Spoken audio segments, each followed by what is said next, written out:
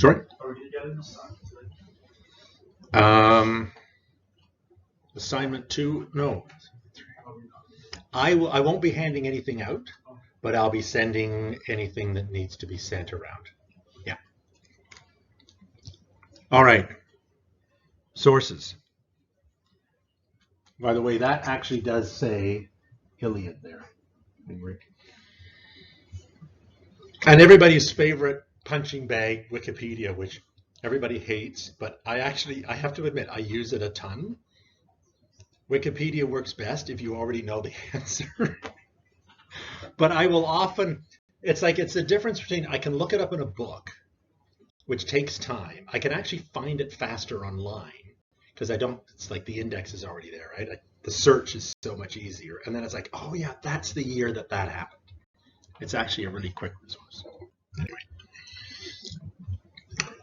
So if you're going to research anything, and when I say anything, like it doesn't have to be an academic thing, it doesn't have to be a history thing. If you're going to look up anything, what would you use as a source to look up something? I tend to use the Britannica. Okay. Sources. Yeah, there's Britannica.com. Yes, you see, now that, 2 years ago, that wasn't even an answer. I haven't explored that one yet myself. Anything else? Yes, the news. All right. I say that with excitement because no one ever does, and I've got it here. Different sources, and as I say, for any information, like where's a good place to get a decent slice of pizza? Social media, books. Well, that's really old school now. The news, internet, which is not. If you wanted to find out about a culture, you might look up movies or music to see what is the I don't want to say cultural message. That sounds way too deliberate. But just see what people are into. If you're a sociologist or an anthropologist, you will actually just talk to people. It's funny that one never occurs. And you can see, even for me, that was way down the list. And then your own personal experience. It's like sometimes you know the answer internally. Right? None of those sources are available for us when we want to find out what happened in the ancient world.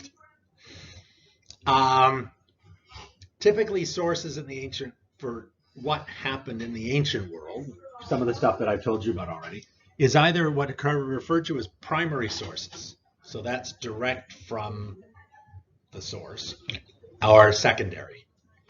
Primary are always considered to be the best because as soon as you have a secondary source, it's somebody filtering, editing, interpreting for themselves. So a historian writing today, a scholar writing today is still a secondary source. So different types of primary sources that we have been using already, even if you didn't know it. Literature, public writing. Public writing is a good one. You can get stuff like edicts. So this was written by the Romans in 189 BC. It was about the Bacchanalians. So this is like autograph stuff that we have directly from the Romans writing to other Romans. So they're not really thinking about history at all. They're just recording information. That's really good. Milestones, of which there are a ton. Lists, believe it or not. Those are, I call them public writing because it was written by some government agency. There's like an official thing going on there. Then you have private writing like tombstones, personal letters, curse tablets. Probably weren't expecting that one. Pottery, graffiti, receipts. That's so unsexy. Oh, I'm going to look at from Egypt in the 200s AD, somebody's receipt because they bought cattle or slaves or whatever, but tells us interesting stuff. Yeah, so just seeing some examples. Pottery. Yep. What's a curse tablet? We'll see that in a second. Graffiti tends to be more Roman, but the Greeks left some as well. Tombstones. As I say, milestones, inventory. So this is Mycenaean This is like 1300 BCE, and it is just, what do we have in the stores of this palace? How many goats, how many ox, how many bushels of grain, how many liters of wine? It's not literature, unfortunately. Huge disappointment for scholars. Personal letters, which may be one of the best primary sources. We're not going to use that. But if there is no intended audience, there's no, I want to project a certain way, I have to write according to a certain style. This is simply X talking to Y, totally honest, just saying what he thinks. So those are great little sneak peeks. They're tiny. It's a small percentage, unfortunately. Dividing up literature, that's a big category. It's a huge category. And in some cases, we're going to read this directly. In some cases, we'll just be referring to it or talking about it. History, Herodotus and Thucydides for the period that we're talking about. Biography, which the ancients were really into. Memoirs, which are sort of autobiographical, but it's not, I'm going to tell you about my entire life. It's just, I'm going to tell you about this part of my life, or I was involved in this incident, and I'll tell you about that, but firsthand. The Greeks wrote about politics. Drama, of course, is huge, tragedies and comedies. Philosophy, poetry, that's where the Iliad falls in. I can't even read that. Anyway, the drawbacks to these, they're first of all great sources, but the drawbacks are it's a fairly narrow perspective. And it's written very self-consciously. Often the style is more important than the content in the ancient world. And then there's no book that's 2,500 years old, right? Paper disintegrates, paper gets eaten by mice and bookworms. So it has to be copied, and every time you copy something, you're inevitably going to introduce little errors. And if a thing has to be copied, a dozen times between when it was first written and when it's at the end user now, that's multiply all those little errors by a dozen times, at least a dozen. All right, edicts. So anything that's produced by the government, an official body, great source of information. It's very close to the original source. Some government, a senate, an assembly passes a law. They post it publicly so that everyone knows the rule and nobody has an excuse for breaking it. So it's very fact-based. They're not worried about style, and it's all about content. And if they put an error into it, people will notice it. The people who pass the law will notice it and fix it.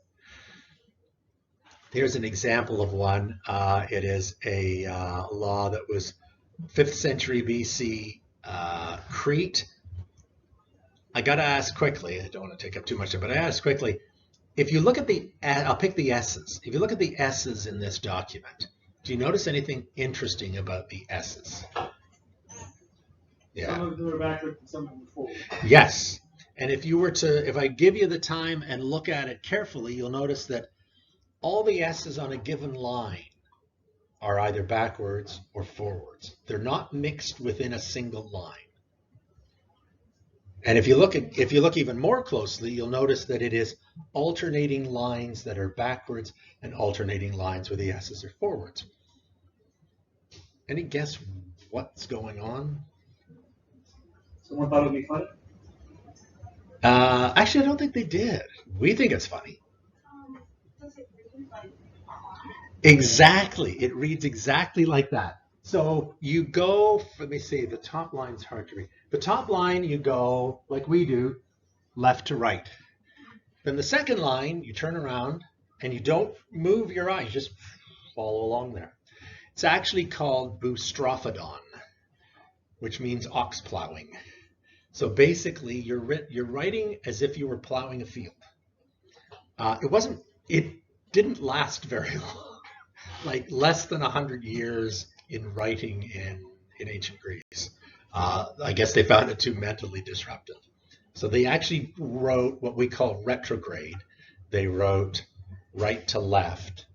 Then this was a transition, and then they went left to right. But kind of an interesting tidbit there.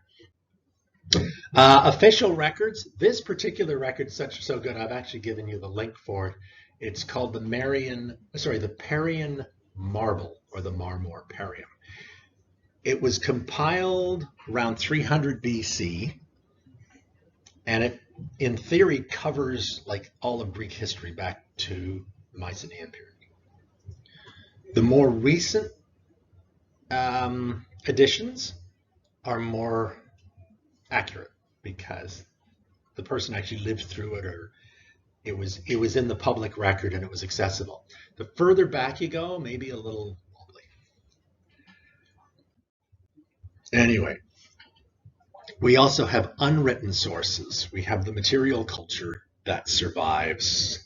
Statuary, we've seen a bunch of that. Buildings. Other bits and pieces that we get to hold in our hands. Coins, shipwrecks, and you can see a lot of amphora that got lost forever there. Jewelry, that's a Mycenaean piece, by the way. Archaeobiology, this is a little bit more of a newer thing. Not really that new. New compared to 150 years ago, archaeology. But where they can now recover bones and see, okay, what exact animals were being sacrificed at this altar. And you can now start getting into things like, what was the diet like? What were the exact species? Because they might talk about some bird, call it a sparrow, but is it the sparrows that we're familiar with, or are they calling a completely different bird a sparrow? So they're able to find a lot now based on scraps of DNA. And that is exactly the sort of information that no ancient author would ever waste their time talking about, but that we really want to know. So lots and lots of really useful information. A big one, if you're an Egyptologist, huge one, is tombs and tombstones.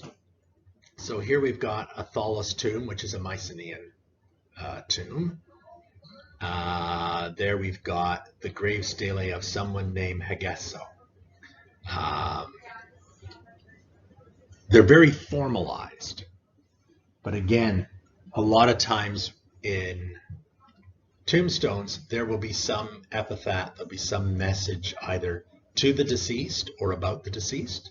So you can see how sort of family and personal relationships existed.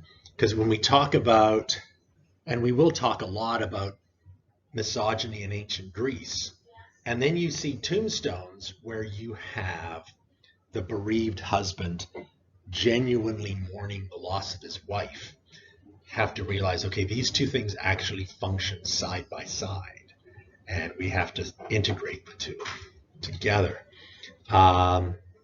Things like Thalos tombs, as long as they haven't been looted, provide all kinds of materials that have been found. And it's like, okay, these are some of the things they had. They're usually kind of high-end things. Sometimes they're more ceremonial. They're not daily use stuff, but it's still something. And something is better than nothing. Other bits and pieces, curse tablets. So they're written in lead, and it is anything from, I want this jockey to fall off his horse because I've bet on the other horse to win. I want someone to fall in love with me. So I've just been dumped. I want you to curse them and make something nasty happen to them. Could be anything like that. They're kind of interesting because often they call upon gods or goddesses to help them get what they want or get revenge that we've never heard of before. Like they're not part of the pantheon. It's like, who is this? It's obviously some local spirit or some local deity that never got written down about. And they only survived because they were mentioned here. In the Roman world, you'll be looking at it, and often they blend them. They will identify it with like Athena or Minerva.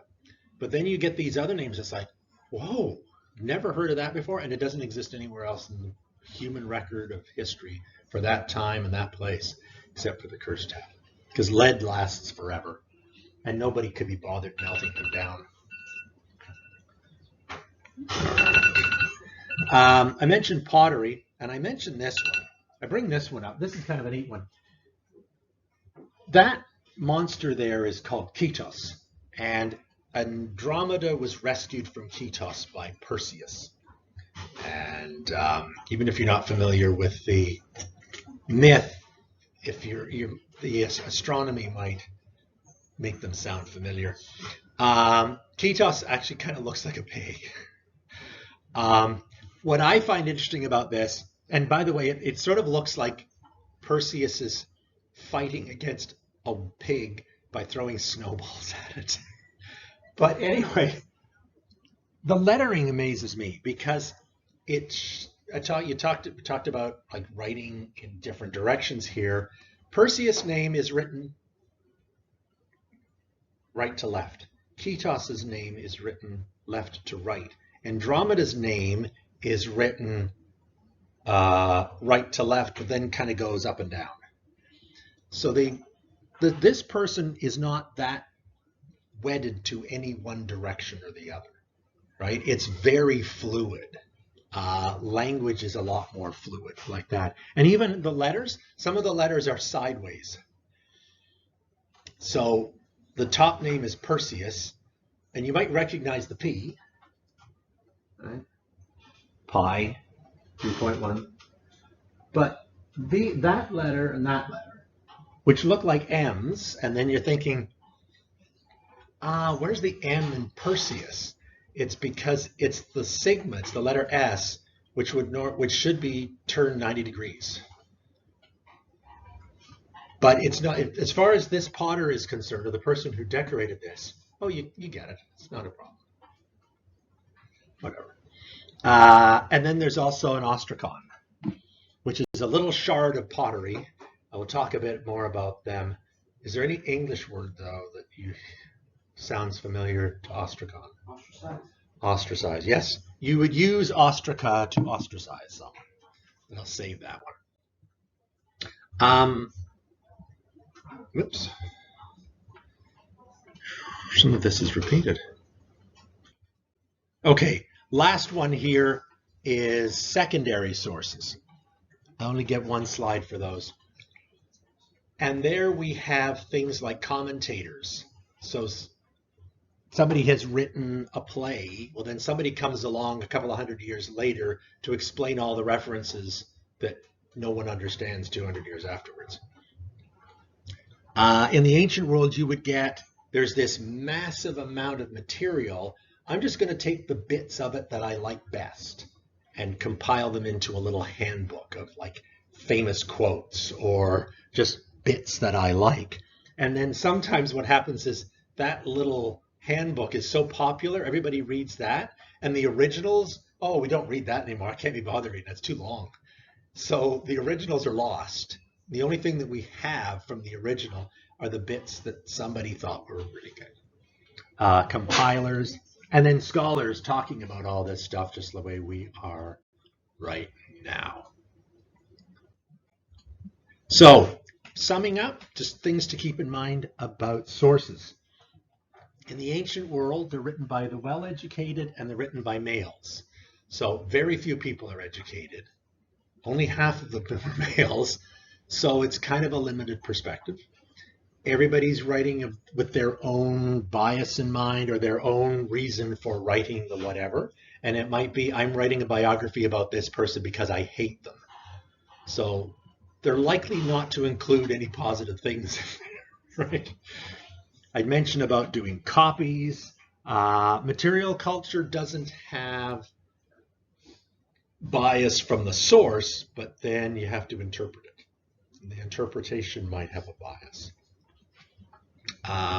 Valuable items, and we've seen a lot of gold and silver floating around, but sometimes it has been taken away from its fine spot.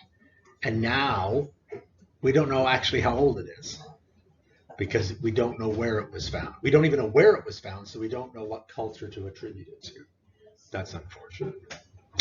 However, it's what we've got, and there's a ton of useful material. We just have to treat it with care because there's a wealth of information there. And so this is it. So to me, it's like you treat it with care, and you could treat the internet or Google in exactly the same way. There's a ton of information. Just have to be aware of the